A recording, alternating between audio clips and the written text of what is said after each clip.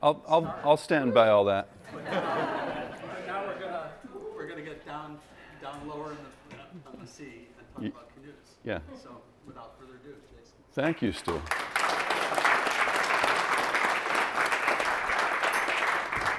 And let that be a lesson to be careful what you write on your LinkedIn when you're. Thank you, Stu. I want to thank John Ingle and Diane and everybody else here who's helped. Sue, thank you for making her famous cookies. Thanks for making this possible. This is a beautiful and appropriate and great venue for this, so thanks for letting me do this. Thank you all for being here. I'm trying to make this a 45-minute thing. I may go longer. My practice sessions tend to go a little longer. And this still is a work in progress, so I would love feedback from you. I believe my email is on the last slide. Please let me know if you have ideas, questions, thoughts. I am Jason Rucker. I did work at the Park Service, and all those things are true. Dolphin Club people might know me because I dropped a lot of you off at Alcatraz to come swim back here on the triathlon over the years. When I left the park, I did so to go sailing with my family, and that's the other thing to know about me. Both of those things led me to this work. The Park Service is where I learned about documenting, measuring, and drawing historic boats, and sailing with my family is how I was introduced to this part of the world and this incredible culture and these incredible boats. That's how all this began for me, which was the park and that sail. So back in May, after 3 flights and a long drive and a long boat ride, I found myself in the woods with some friends in Southeast Alaska, and we were there looking at this ancient relic of a canoe. You can hardly recognize it as a canoe. It is rough, it is decayed, but this canoe holds secrets to one of the greatest and most underappreciated maritime cultures that the world has ever known. We're going to talk all about that tonight. You don't have to just take my word for it. And this canoe is unique in its ability to connect contemporary canoe carvers to their ancestors who carved these canoes. I get to work with an organization up there who you're going to hear a lot about called the Haida Canoe Revitalization Group to record and study these canoes. We're doing research in a way that's never been done on these canoes before to try to learn as much as we can with them before these canoes are lost. We'll come back to this canoe. It's a big part of the story, but it's at the end. So where are we going on the voyage? Very briefly, we're going to Southeast Alaska is where most of this takes place to meet Stormy Hamer and his family, to learn about the Haida Canoe, the mission of the Haida Canoe Revitalization Group, and the work we're doing to document canoes. There's a lot of background before we can talk about that work we're doing. I like to joke that some of this history goes back thousands and thousands of years, so we've got a lot to cover. So I'm going to back up. My family and I were introduced to this part of the world by boat, which is a really fortunate way to be there because it is a maritime world. Coastal Alaska, and especially Southeast Alaska, is just virtually infinite waterways and islands and fjords and bays and islands inside those bays and then more bays inside those islands and more islands inside those bays. It just goes on forever. It historically and contemporarily is a water-focused culture, a place where people have historically and still just get around by water. It was wilder and more maritime than we imagined. This is the world of the Haida people, and this is the world of the Haida Canoe.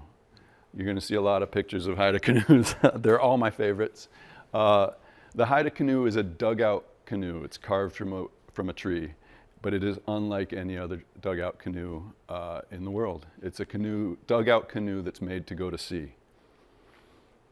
To give you a better sense of where we are, you can see Kasa'an, Alaska, right up there.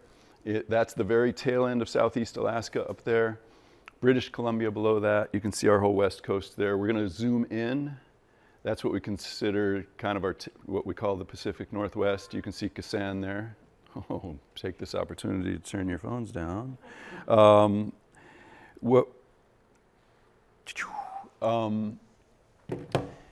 you start to see at this scale is right here in the middle, this large group of islands is Haida Canoe. We're going to zoom in one more time. This box that I've drawn here, this blue box, is roughly what's considered Haida territory historically and today. Me and Chris both. Count on those Park Service guys. Haida Canoe is the historical homeland of the Haida people. Haida people migrated north onto Prince of Wales Island, and so that whole area there is Haida territory. One of the important things that you see here is that both Haida Canoe and Prince of Wales Island, they're the most offshore islands of the group. Haida Canoe is about 35 miles offshore at its northern end. It's almost 100 miles offshore at its southern end. So a maritime people living on this island had to travel on real open ocean to live their lives. They were they were and are an ocean-going culture. Zooming right into Kasa'an, we're off the maps now and into the village of Kasa'an. I'm going to introduce you to Stormy and his family. This is Stormy in the middle here. On the right is his maternal grandmother, Phyllis Almquist. She was one of the last people, one of the members of the last generation to grow up speaking the Haida language in the early 1900s. She was a fluent speaker. She spoke only Haida in her childhood. She was taken to a boarding school where she was not allowed to speak the language. She didn't speak the language for many, many years. And in the 70s, when there was the realization that the language was in danger, she was one of the remaining elders who was brought together to help create a dictionary and help to start the efforts that are ongoing of trying to save the Haida language. That's Stormy's grandmother. In this picture, I love this picture, it's Stormy and it's 4 generations of Stormy's family who all lived together there on Prince of Wales Island, most of them in the village of Kasa'an. It's Stormy's mom, Stormy's wife, Stormy's kids, Stormy's grandkids, and some cousins. And it just, to me, exemplifies the way they live there. They're a really tight-knit family in a really tight-knit community. This community of Kasa'an is 80 people who live far from everyone else. And they're really good together, and it was a pleasure to get to spend some time with them. They live in the village of New Kasa'an. There was a village of Old Kasa'an. A little bit more about Stormy, who's kind of our main character here. Stormy is an amazing person. He's a master carver of totem poles. These are historic poles that he restored. He's carved poles that are all over Southeast Alaska. He's a master pole carver, and he's taught pole carvers all around Southeast Alaska. The house that he's in there is a traditional Haida longhouse. This is a historic house that was built in the 1800s. Stormy and a crew of family and friends rebuilt this house completely in 2011. It's all made out of cedar, all shaped by hand. The planks in that are shaped with adzes. The beams are shaped with adzes. It's just an amazing piece of work, and they did the work in the traditional style. They didn't bring in heavy machinery. And of course, to make it into this talk, Stormy is also a canoe carver. Stormy is, he's a student. He's a lifelong student of canoes, and he's on a mission to revitalize the culture of the Haida canoe, both in the carving shed and on the water, and in the culture of the people. We're going to talk a lot more about the mission and Stormy and his canoes. My family was introduced to Stormy in his carving shed back in 2021. He introduced us to all this. This was all new to me. And I was blown away. It was a really powerful experience, meeting him and getting introduced to these canoes. I was blown away by the craftsmanship, by the genius of the design, and by Stormy's vision and drive to perpetuate this craft. In order to properly tell this story, I have to introduce you to Haida history and culture. I'm not Haida. Stormy would be the person to tell you this story, but he's not here, so I'm going to do my best because that background is critical to the story. So I'll do my best to fill you in on that. We're going to get into the history here. This is a historic photo of Skidegate and Haida Gwaii. I didn't pick it for its location, but I picked it because it's a great photo of a Haida village. All of these longhouses face the beach. They're sitting right there on the beach. There were no historic Haida villages that weren't on the beach. There were no inland or up in the mountains or back in the woods villages. It was a maritime culture. So every house faces the beach. Every house has totem poles in front of it. Every house has canoes in front of it. And if they were going to go visit the neighbors, they got in the canoe. The connection to the water was everything, and the canoe made their whole world possible. There would have been no way to live there without the canoe. Kind of going back in history, people have been in this part of the world for thousands of years. People have been in this part of the world since before the end of the last ice age. It's a hard time scale to get your head around. People have been in this part of the world due to that since before the advent of the temperate rainforest ecosystem that we know there today, which is just incredible to think of. Importantly, people were there before the western red cedar arrived. The western red cedar is the primary tree that is used there for everything. In the thousands of years since western red cedar arrived, the Haida people have come to know the tree intimately, and have their carvers and craftspeople have learned to use it in ingenious ways to make everything, from utensils to cookware to the houses that I mentioned, the iconic poles that we're so familiar with. Also, really interestingly, they also strip the inner cedar bark and are able to make yarn, string, rope. This really typical and beautiful, I find beautiful, Haida hat is woven from cedar bark. Cedar bark is also used in weavings like the robe that this man is wearing. Just everything. They're masters in how to use the cedar. And of course, the canoes. I'm going to come back to the more general historical overview in a minute, but I want to focus in a little bit on canoes. Before 1900, any little village like the one we just saw would have had dozens of canoes. Outsiders who first came to this part of the world were greeted by hundreds of canoes at a time. Every family would have had a number of canoes, a small canoe for coastal fishing, seal hunting, that may be in the 10 to 20 foot range. The really typical workhorse of the day was a 30-foot canoe that every family would have had. I've come to calling them kind of, it's a little derogatory I think, but the station wagon of the Haida world. Just everyone had one and they used it every day. That 30-foot canoe is mostly what we see here. And then chiefs and other important people would have had even larger canoes, 40 feet to 65 feet long. These canoes were ceremonial and for long distance voyaging. You can see they're more ornately decorated with painting and carving.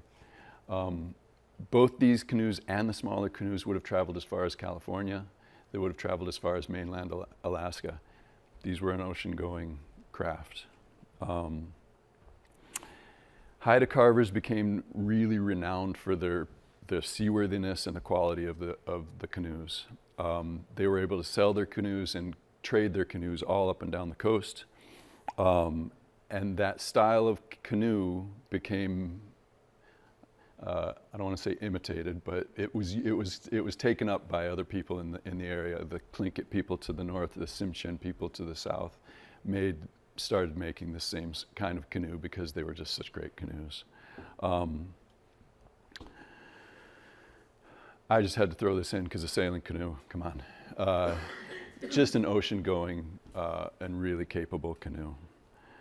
I'm going to shift over to kind of talking a little bit about what makes a Haida canoe and the shape of the canoe, the design of the canoe. Like I said, I was blown away by it. This is not what people think of when they hear of a dugout canoe. You picture a really heavy, fairly primitive log that's been hollowed out. This is a boat. Some of the distinctive characteristics that you can notice immediately, this is actually the front end of the boat, and this is a kind of this cutaway shape in the stem here. This area right here, all of that is about 1 inch thick, and it's made to just slice through the water, and it does slice through the water very cleanly. This upswept bow, oh, hey, come on, don't do that. This upswept bow with all of this incredible hollow in here sheds water as it goes through the waves. The midsection right through here, this U shape, I'll refer to the word midsection a lot. It's open, it's boat shaped, it's not a log shape. Same canoe from the stern. Again, this is all really hollow in here. It makes a really clean path through the water. The stern, it's not just the perspective here, but the stern is higher than the bow. Here's a profile view. The stern is higher, it sweeps up a little bit more abruptly at the stern, and it has this beautiful, clean shear line. Sorry for the non-boat people, this is the shear line. I find it a beautiful and elegant boat. And the shape is extremely seaworthy, extremely fast, extremely efficient. Pretty quickly through the steps of how a canoe is made. The shear here is roughed out. Traditionally, historically, that would have been done with hand tools. This is the one part kind of now that is done with power tools, with a chainsaw, just roughing out that shape. The canoe is rolled over, and the entire exterior is shaped, and that's all done with hand tools. That's historically and now. That's typically in adze. We'll talk about adzes a little bit here. That shape is completely finished. The canoe is rolled upright again, roughed out again, just here, this is a maul and wedges splitting out the interior, and then again with the adze to finish the inside. Haida canoes in the 30-foot range, and even bigger, are about 3/4 of an inch thick in their whole exterior. That's the thickness I measured of my index finger. That makes an extremely light canoe. Stormy's 30-foot canoe, I saw it lifted by 2 guys. They were much bigger than me, but still, it was just 2 guys. I think I got a picture of those guys. But in any case, it makes an extremely lightweight and yet strong canoe. Just incredible. Here's one of Stormy's adzes to give you a sense of how an adze works. An adze is like an axe turned on its side. And in this case, that is an axe head that's being used for the cutting blade. So an axe cuts like that, and an adze cuts like that. And this is one that Stormy uses. He's got 4 or 5 different sizes and shapes of adzes for all the work that he does. Historically, adzes would have been stone. As soon as iron and steel was available, it was used. And this exact thing of reusing an axe head was actually very common. This I like to show just because you can see those grooves on the side of the boat there. Those are the work of the adze. And Haida carvers, historically and today, are really proud of how cleanly and how uniformly they make those patterns. On the house that Stormy restored, the adze work is all really uniform, and it's just a beautiful thing. So that's the carving. I'm going to review that real quickly. In the woods, the tree is felled, the tree is carved. The tree is removed from the woods, it's carried to the beach, and on the beach, the canoe is steamed and radically transformed. That's the only slide I'll read. This is another mind-blowing moment for me when I heard about this. Boat building traditions all around the world steam bend. Here in this shop, you steam bend frames to go into these boats. You steam bend planks to put on these boats. It happens all over the world. Haida canoe carvers steam the whole boat. So the Haida canoe comes to the beach. It is put onto 2 props on each end, such that the middle of the canoe is suspended. Picture a canoe shaped like an envelope. The ends are propped. The center is suspended in air. The canoe it has water put into it, seawater put into it. A fire is started. Rocks are heated in that fire. The rocks are put into the canoe until the water boils. The canoe is covered. Nowadays it's covered with canvas or plastic. It used to be covered with cedar mats. And then this wild thing happens where the canoe cooks, the wood softens, and the canoe starts to move. If in some cases they don't even have to force it. The weight of the water, the weight of the rocks pulls down on the middle of the canoe. And I use this to kind of give a very basic understanding of that. If the ends come up, the sides have to come out. So when the ends come up and the middle goes down, the sides of the canoe open right up like that. I've got goosebumps right now. It's incredible. And it's an incredible concept. It's an incredible feat to pull off. And I've talked with carvers about how I want to be there to see it. And sometimes they're like, it's a really dicey moment. I don't want you there. So that's an introduction to that. I've got a fun little video here. We made some models of some boats up there. This is an unsteamed canoe model. You can see how round it is, how log-shaped it is, how this is more like what you think of when you think of the shape of a dugout canoe. I run sections through that, and that shows you each one of those sections has a different shape. If we draw a line at the intersection of those sections, we're getting a little bit into how drawings are made here of boats. If we draw an intersection of that plane and the canoe, we see the shape at each one of those sections. If I can make those planes go away, you see that log shape. You see how round the midsection is there.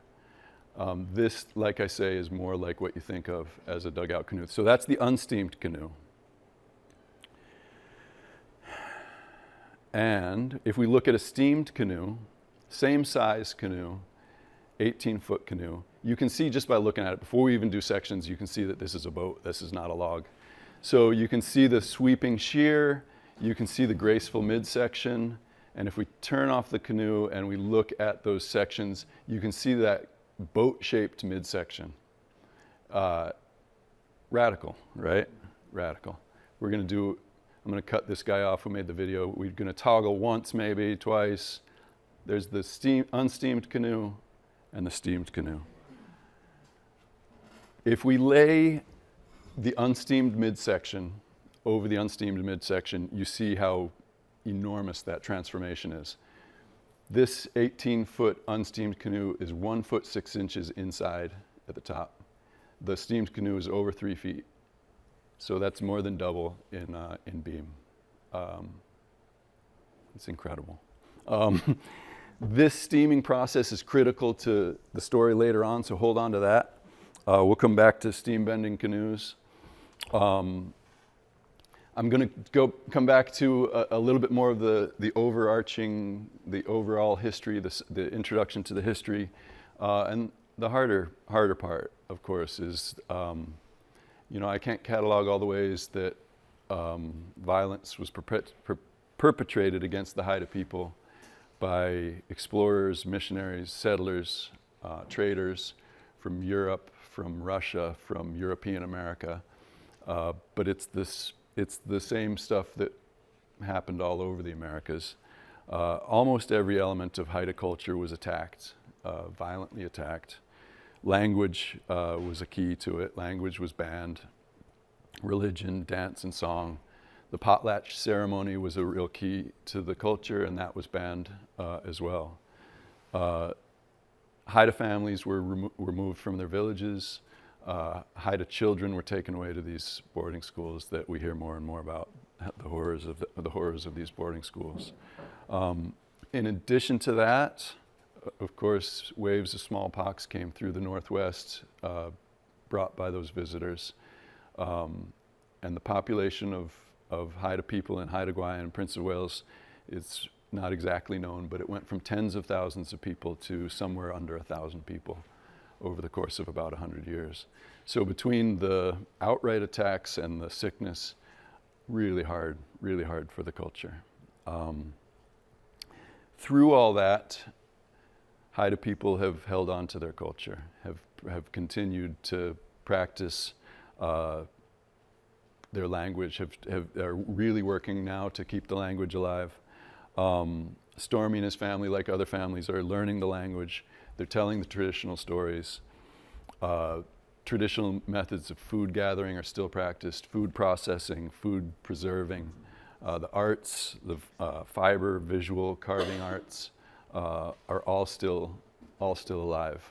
All of these are still practiced and they're still growing. This is Stormy at the launching of that 30-foot canoe, and I think it's great for this moment in the talk to consider that these are the next generations of Haida carvers that Stormy has. They actually they got carried into the water. The kids stayed in the canoe. When Stormy introduced us to all of this, in that very first conversation we had, he said there's two challenges for today's carvers. And one is the loss of connection to the master carvers. In that period, in the late 1800s through the 1900s, there were very few canoes made. Before that, every village would have been building canoes every single year. So there might have been a dozen new canoes in any village in any year. So a person growing up there would have been side by side with canoes being built from the time they could walk. And that's just not the case now. Alfred Davidson here in Masset in the early 1900s was one of the people whose family built a number of canoes through the 1900s, and a couple of families like that kept this alive, but there's just not the numbers now. So Stormy doesn't have a bunch of master carvers that he can turn to. In the absence of those carvers, the historic canoes that exist today can be the connection to those carvers.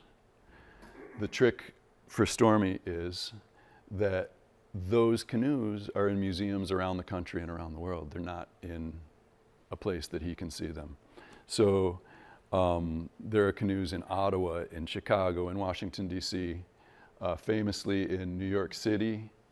This is what I've started to call this the world's most famous dugout canoe. It's 63 feet long. It's carved from a single western red cedar log. It hangs in the American Museum of Natural History in New York, and it's viewed by upwards of 3,000 people per day. And yet it is extremely inaccessible to a Haida canoe carver in Southeast Alaska. And I'm going to say that it's entirely inaccessible in a real way that would allow them to really learn from it. So that's the situation that Stormy finds himself in, is he and his fellow carvers are talking to whoever they can. They're teaching themselves, they're teaching one another, but it's hard. It's a complex craft, so it's a hard thing. Stormy created his organization called the Haida Canoe Revitalization Group. And his belief is that canoes are so central to the culture that by revitalizing this craft of carving and using canoes, they can strengthen the culture itself. I believe it. I was there to see the kids in the canoe. It's really powerful. They do this by carving new canoes. I think we got kids in the canoe there. They do this by carving new canoes, by using new canoes. This is them at the end of a 300-mile voyage from Kasa'an to Juneau for celebration this past summer. They also do a culture camp where they get kids in the canoes, using the canoes every summer. The other way that they're doing this work is by studying historic canoes. There are a few lines drawings of historic canoes. There's not many. Stormy has gotten his hands on every one that he can find, on every book he can find, on every photograph he can find. He is a real student. When he explained that situation with the absence of canoes, the absence of masters, he said, if we could make drawings of the canoes, then the canoes would be available for study by the carvers today, and the knowledge held in them would then be accessible again. The canoes can teach them if the masters aren't there to do it. And he said, if we could have the drawings, then we could have that connection. And I raised my hand and I said, sign me up. It wasn't quite that easy, but we did start our conversation that day and got really excited about the possibility of, I had been doing that work at the park. The park is where I learned to do this work. And I told Stormy that I would love to do that. And over the course of that conversation, we created another word for you to remember. This one's the Haida Canoe Documentation Initiative. Pretty straightforward. We want to document the historic canoes.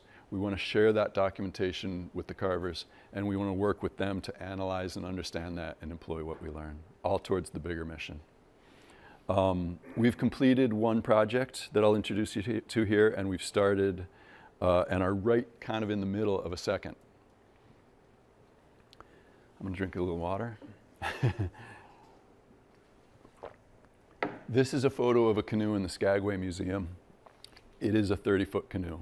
Most of the canoes that are preserved are these big ceremonial 50 to 65-foot canoes. Stormy has always been fascinated by this 30-foot workhorse of the Haida culture.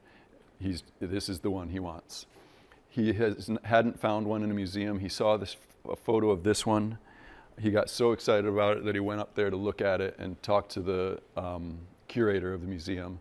Got her so excited about it that she brought us up there to do the work. And we got to go to Skagway and measure the canoe. This particular project we did with a total station is what I'm working with right there. It's like a construction, it's what you'll see on construction projects for surveying construction sites. Stormy's marking a point on the boat for me to measure. We measured 1,000 points on the boat, inside and out, so that we could model the interior and the exterior. And from that, I made 6 sheets of drawings, which might seem like overkill for a canoe, but we were really excited about this canoe, and we wanted to really capture, like I said, the interior, the exterior. We have a lines drawing of the exterior, we have a lines drawing of the interior, and we can talk about the thickness of that canoe anywhere in that canoe. I'm going to talk a little bit about this so that you understand lines drawings. A lot of folks here at the club already have seen these and understand this, but I like to refer to this as like a topo map. This is 3 different views, and in each view, the lines here, for instance, are showing you the shape of the boat. This is the side of the canoe. This is looking at the bottom of the canoe. And if you kind of picture it like a topo map, those are the lines that are showing you the incline of that particular part of the boat. Here we're looking at the stern of the boat on this side and the bow of the boat on this side. And each one of those lines is one of those sections that you saw in the other model. And each one of those sections is a different shape. So we have 6 pages of that. That drawing is going to the Library of Congress. That drawing will be available for free for download to anyone in the world, at which point it's accessible again to those carvers. So they can download it, they can print it. It'll be a 2-foot by 3-foot drawing, and so they have access to that. Stormy has access to that canoe now that he's been dreaming about. But, we're going to back up here and say, but, we're going to take you back here. Some key information is still missing, right? If Stormy wants to create this canoe, he has to carve this canoe, right? So there's the puzzle. Every canoe in every museum is a finished canoe. So how do we find the pre-steamed shape of the Haida canoe? And it finally brings us back to our canoe in the forest. This canoe was carved in the forest. It was left in the forest. It wasn't taken to the beach. This was carved in Prince of Wales Island about 140 years ago, and it is an original historic example of the pre-steamed shape of the Haida canoe, right there. It'll never go to the museum because it's too mushy. It was discovered in 2011 by a logging company that was surveying this area. Miraculously, they stopped the logging around this canoe and preserved a grove of about 5 acres to save the canoe. Stormy visited the canoe. He heard about it. It's a secret location, but Stormy knew where it was. He went and visited it, and he acknowledged that, yes, it's rough. There's a tree that's fallen across this end of it that has crushed the whole stern of the canoe. There's another tree that's fallen across the other end of it that's crushed the bow. But there's a lot of the canoe left, and whatever we can learn could be information that isn't available anywhere else, and it won't be around much longer. So Stormy got excited about the possibility of our going there and doing this project. Thus was born the Kasa'an Canoe Documentation Project. We applied for and got a grant, a National Park Service Maritime Heritage Grant, which was administered by the state of Alaska. Archaeologists from the University of Alaska came to help us.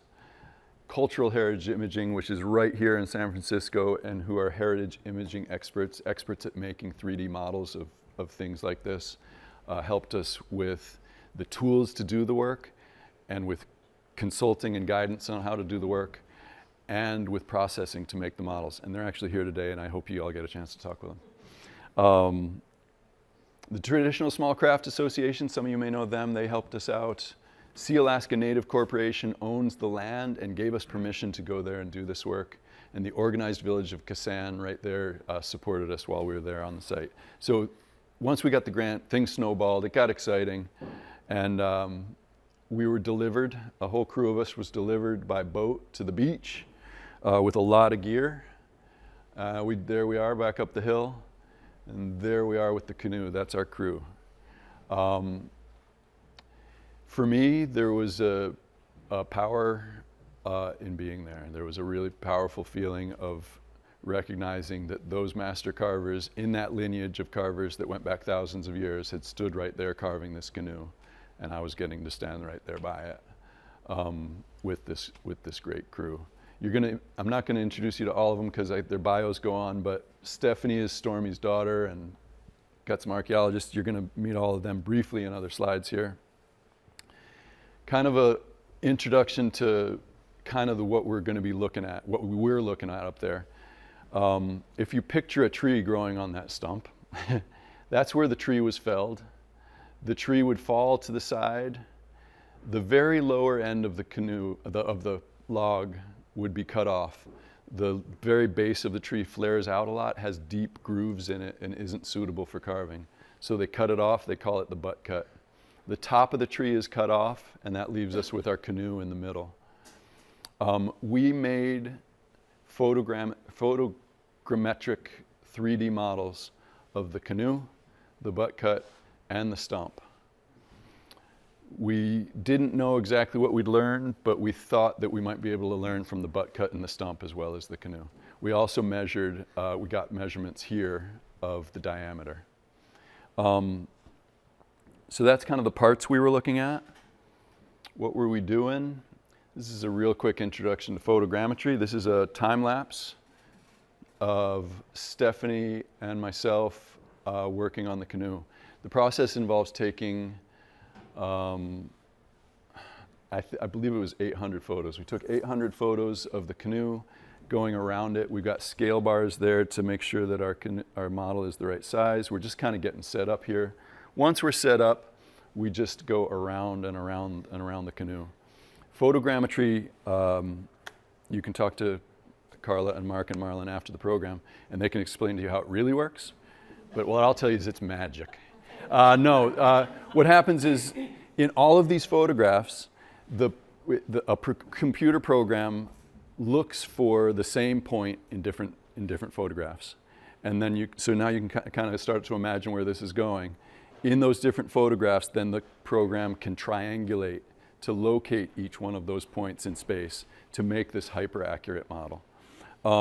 In this case, the program identified 775,000 points and located them in space to get us started making this model. We're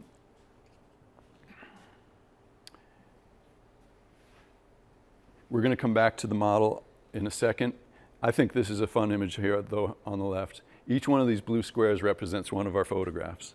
And so you can see, I've called that the cocoon of photos. We have cocooned the canoe in photographs. And that's the process. I think technically Mark and Carla and Marlon would say I might have overshot this one. But anyhow, it worked. It came out great. Each night we would finish shooting, We would send them as quick as the connection would allow. We would send the photos to San Francisco, or to the cloud, and they would get them in San Francisco, and they would create the model and let us know where we needed more coverage, and we'd go back and get more photos.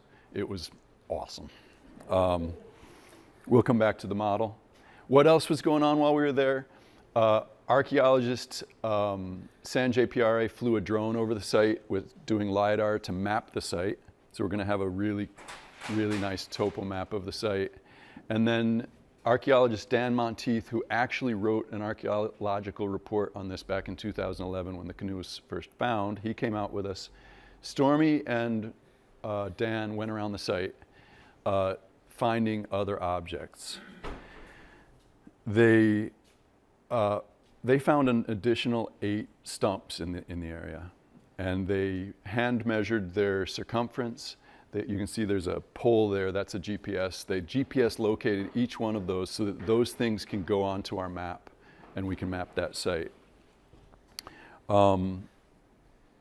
Back to this diagram, the thing that I think was really cool about what those guys found is that each time they found a stump, they found the butt cut, they found the treetop, and they found a big gap in the middle. And that was another powerful moment, was to stand in that space and think of a canoe going out of that space, being steamed on the beach and going out into the world. So Dan has been an archaeologist in Southeast Alaska for over 30 years, and he doesn't know of another site like this with multiple canoe stumps. He started to call this the Haida Boatyard. And so according to him, there's not another site like this around, so just this is a really cool discovery. We'll map the boatyard with all of these items located on the map. Stormy has spent a lifetime in the forest and a lifetime in canoes, and he's already looking at the site and kind of doing the forensic on which canoe was cut when, which tree came down when, and he's already seeing things about how the strategies that were used to make the carving process easier just in the felling process. So that's some of the things we're learning from the site itself. We're going to switch gears here. This is where things get a little wild. See if I can do this without getting seasick. Where are we? Come on. All right, here we go. We're going to switch over to an actual canoe model. So this is the model of our canoe. And you can see that, yes, it is rough. There we go, now we're moving. So this canoe has a split on this side so that the upper edge of it's kind of out a ways. The whole starboard side has split and fallen out away from the boat, but we still are, I'm doing sections through this boat, and we'll be able to reconstruct sections so that we can still learn from this boat. One of the fun early things that we discovered when we were looking at this is that this whole section through here, you can see this pale green color. All through the midsection of the boat, the canoe has been carved to a single growth ring of the tree right here. And so I want to help you to picture this. That growth ring then determines that shape of the canoe right there. That roundness, that round shape that we see comes straight from the tree. And I'm just going to come back to the steam bending, and this is even more it just makes it more and more incredible the more I think about it. But if you think about that 3/4 inch thick canoe wall, the whole midsection of the canoe, the whole central third of the canoe is carved as a cylinder. So that 3/4 of an inch is entirely straight grained wood without any slicing or carving through the shape. If you were to carve a boat to that shape, the whole way you'd be cutting through the strength of that grain.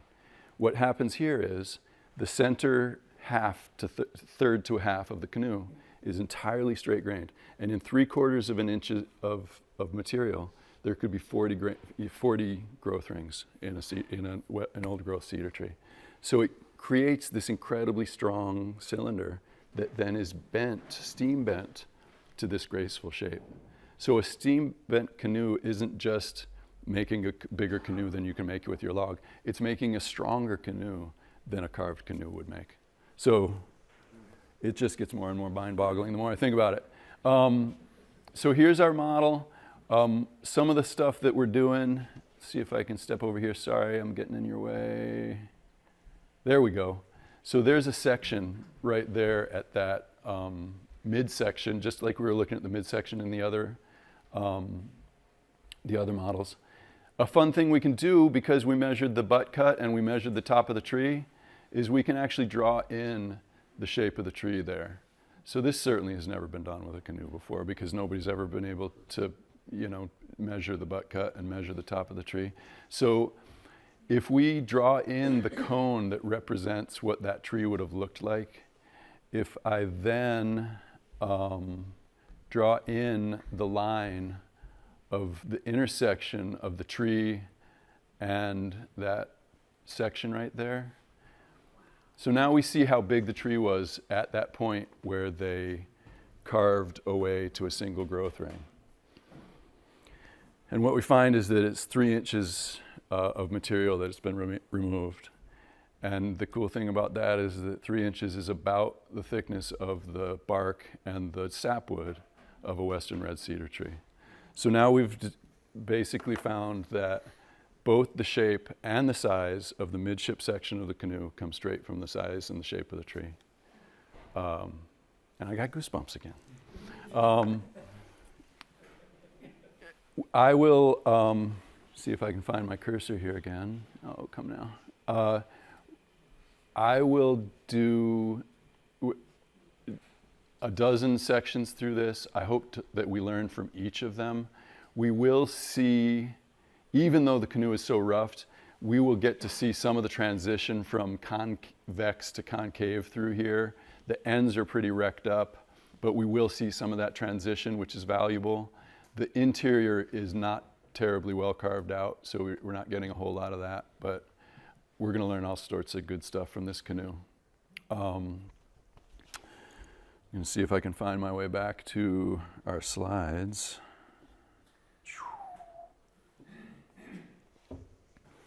To review, we've learned about the midsection and how it's shaped directly from the tree. We're learning about the transition from convex to concave. We're learning about how the canoe is positioned within the log. What can we learn from other canoes in the forest? When we started doing this project, Stormy had people come out of the woodwork to tell them about the canoes that they had heard about that were in the forest on Prince of Wales Island and on Haida Canoe. So we got to go find them. If we see other canoes and measure other canoes, we will see canoes at different points in the process, and that will tell us about those stages, right? Canoes with the ends more intact will give us more information about the ends of the canoe. Canoes with the interiors more finished out will give us some of that. I'm going to let you on, this isn't part of this project, but I got to go see another canoe in the forest. And it did have the ends intact. And I think we're going to continue to find things about how the shape of the canoe, the shape of the tree is used to create this exquisite shape of the canoe. The stern that sweeps up so high is always towards the bottom of the log, where the log is biggest. And that high up sweep goes right up into the top of the log as the deep back edge of that canoe is way down here. So they're using that whole shape of that flare for this extreme high end and extreme depth here, and then coming down like this into the rest of the canoe. I think we're going to continue to learn about them using that shape, that log, to create the shape of the canoe. And what can we learn from other canoes and other museums? Well, every canoe measured is just more information about the nuances of these shapes. This is almost my last slide. I like this slide. I like all the historic photos. This is a photo of the village of Old Kasa'an. There's a village of Old Kasa'an. The people left Old Kasa'an to move to New Kasa'an. This village of Old Kasa'an is the village that is closest to that boatyard in the forest. And what I love I get goosebumps too often here, but what I love is that these could be some of the canoes. The timing is right and the place is right, that there's an entirely possible that we're looking at canoes here that were carved in that forest. What's even cooler than that is that Stormy's ancestors lived in this village. And so it's entirely possible that his family carved canoes in that grove. And so the work we're doing in this forest on this canoe transmits the knowledge of Stormy's direct ancestors through that canoe directly to him. What's next for us? I have a lot of work to do on this canoe yet. I want to share that work as I'm doing it with carvers so that they can be helping me to figure out what I'm looking at. We want to share this out with carvers so that they can use it. And then importantly, we want to measure all the other historic canoes that we can find. There are at least 20 canoes in museums that we'd like to measure. There's probably that many again in the forest. And of course, the forest ones are the most critical because they're not going to be around forever. So it's really imperative that we get out there and document those canoes. All of this work towards Stormy's and Haida Canoe Revitalization Group's bigger goal of supporting the Haida culture and the well-being of the Haida people. Go for it.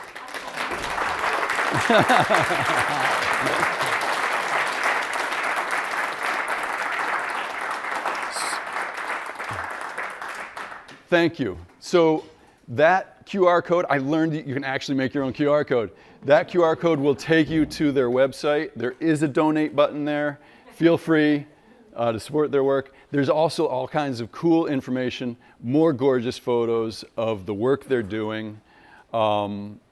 Please check them out. My email address is at the bottom there. Please get in touch. I would love feedback on how to improve this, the stuff that was confusing, the stuff that could be better explained, all that jazz. And then the other thing is I'm really eager, as you can hear, to put this story out. So who should I talk to?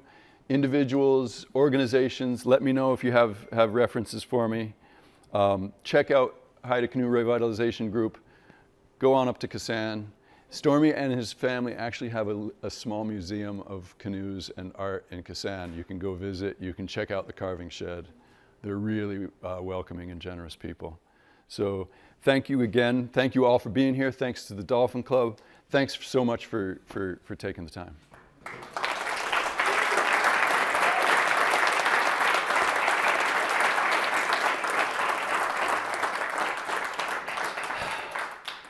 Both right here. So if folks need to jump, they can go. If folks have questions, I'm happy to stand right here and talk about canoes for hours. And if folks, and after the fact, as we start to mill about and move, I can answer questions more casually as well. All right, who's got a question? I got a question. How far is the forest from the water where they were? Yeah, this is maybe a half a mile. And so it seems like a long way to drag a canoe. It was a long way to drag our gear. Those two archaeologists carried that huge box of drone up the hill. But you know, like I said, once they were carved, they were light. And then, you know, if two people can lift it, you know, you saw the launching, a crowd of people just get a hold of it and go. There's uncertainty about how they made their way. Did they slide them? Did they carry them? Probably both. Have they asked the museums to return the canoes to the community? Stormy and his family haven't. That is a huge topic right now with all of this stuff. Stormy and his family haven't. I'm not sure if that'll ever happen. It puts Stormy in a great position, though, to ask to measure and draw canoes and say, I don't need the canoe back, I just need a drawing. But I don't know that anyone has asked for a canoe back. Just an anecdote, I grew up in New York City going to the Natural History Museum. It's my favorite museum, and I always walked under that canoe that you showed. Yeah. So now I know what it is. Now you know. 63 feet. What are one or two of the most burning questions you want to get answered? Oh, whew. Well, the thing that, another whole part of this that Stormy and I are excited about is basically this question of what happens exactly as the canoe changes shape from steaming. The other thing that we want to do that isn't as time sensitive, but anytime a canoe is carved now, I want to go do a photogrammetry model of it before it's steamed and after it's steamed. And the more we do that, and then I get some young kid to come in and animate that for me. And so just that transformation is really, really intriguing and really mysterious. It's very complex what's going on there. So that's a big one. Chris? Just a minor add on that. Do they steam it on the beach or up in the woods? It's on the beach. It's And right there on when the they beach. steam it, how does the bottom stay flat? Stay flat. The bottom actually goes from fairly straight to having a little bit of rocker, it's called, in the bottom. It goes to having a little bit of this. And they carve, I suspect that they carve a very deep trailing kind of skeg at the stern because as the thing goes like this, you don't want it to pivot on its middle too much, so it has that. Yeah. Are these all red cedar? Are there any yellow cedar? Different parts of the world use different woods. In this part of the world, it's all western red cedar. Further north, they use spruce. In Northern California, they use redwood, of course. These are western red cedar. I say one piece. The very, very top of each end is a separate piece of wood that is added on. And again, it's kind of ingenious because you get into this sweep where you'd get into really short grain. So rather than carve this sweep, they add on a little section with the grain going the right direction. Gina? Is one of the things you're looking for in the ancient one, why they didn't use it as a canoe? Is there anything you could kind of tell from it, like, Yeah. oh, it didn't? There's you know, The tree fell on the tree could have fallen on it. One of the trees looks pretty ancient. Could have been. It could have, you know, there is a kind of the common story is that some of these left canoes were left by people who were lost. Were lost to plagues, were lost to moving away from these villages. That certainly is probably the case for some of these canoes, but it's not positive. And you know, a canoe could have been found to have a pitch pocket, a rotten section, or who knows. It's unknown, and I don't know that we'll know with this canoe. Were any tools found around? We didn't dig. We didn't want to dig. We weren't going to get into that. It's awfully tempting, but I'm sure there's tools there. I mean, 8 canoes were carved there. What's it about the design that made it particularly seaworthy in the ocean? You know, I mean, you know, you're not, by cruising boat standards of today, you're not going to cruise this to Tahiti, but compared to canoes, it has a fairly broad and open midsection for stability. So compared to canoes, it's not a tippy canoe. It's fairly stable. And the hollowness in the ends and the high ends, you know, make it pretty seaworthy at the same time that it's fast. Just in front of Sparky there. Do they carve green or dry? Probably pretty green when they're carving it, yeah. John? Jason, I was just wondering, in your time with the family, in this mission of revitalizing a culture, are there words of wisdom that you might carry forward from that in their endeavor as we now face the challenge of surviving dark times? Hypothetically. I was just hoping that the nature of this uplifting story would do it for you, John. But I mean, there is a beauty to me in a focus on traditional skills, a focus on nature, a reverence for nature, a working with nature. That's obviously a beautiful thing that we can take with us. The culture and the family, the closeness of that family is a moving thing of care for one another, care for their community. I'm going to move on from that though. And they sort of went through hard, dark times. They went through hard times. Now feeling reserve. I guess the other one is just the holding on to the things that matter. There's that. Moving on. Marlon. Yeah, so the tree itself, was there a ceremonial aspect of why that particular tree was just chosen for the canoe? Like, and by a person, and you know, what physical kind of, what did the tree have to be about? Yeah, that's a great question, Marlon. I should follow up. And Marlon knows Stephanie and Stormy, so you can follow up with them. I'm not so sure. I'm sure that there are physical attributes to the tree. Spiritually, otherwise, I'm not sure. I know that there were spiritual connections, but I'm not sure about any of the rest of it. Just the second row. I was just wondering how many carvers there are and how much collaboration there is. Yeah. There's a half dozen in Alaska that are really active, and probably 24 who are also apprentices. And Southeast Alaska is spread out, and it's hard.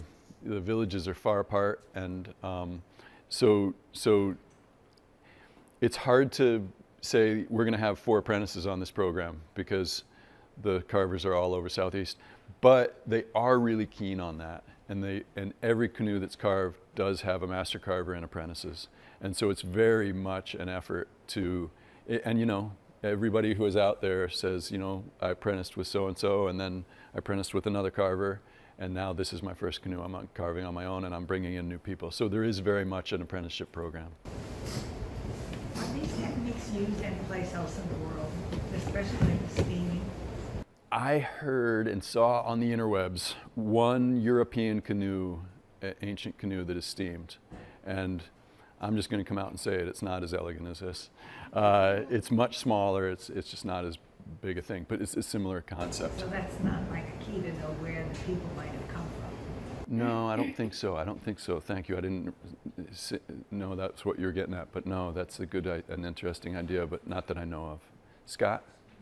I was just going to ask if there's an organized village of Kasa'an, if there is like an apprentice program, if you know, if kids are, there are not a lot of funding resources, and if they, you know, it's very, very hard to get, you know, projects like that, you know, up and going. You know, are there things like that happening, Prince of Wales Island? You know, like I said, yes, there are carvers in Heidelberg. There are carvers in Kasa'an, and in both cases, whenever a car is, it's kind of every one is different. Every time they carve a canoe, they try to get a program going. They try to get grant money to pay apprentices, to pay for their housing. And that has happened both in Heidelberg and in Kasa'an and Sitka really recently. Last one. And then I'm going to take questions outside. Have you found any submerged canoes? Not in this part of the world. I don't know of any. You know, they're finding a lot of them in freshwater in the lakes, right, and the rivers, but not in this part of the world.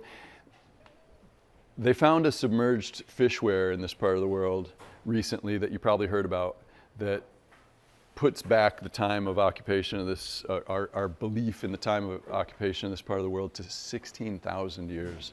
And that was found on Prince of Wales Island. That was a fishware on the northwest coast that was found underwater.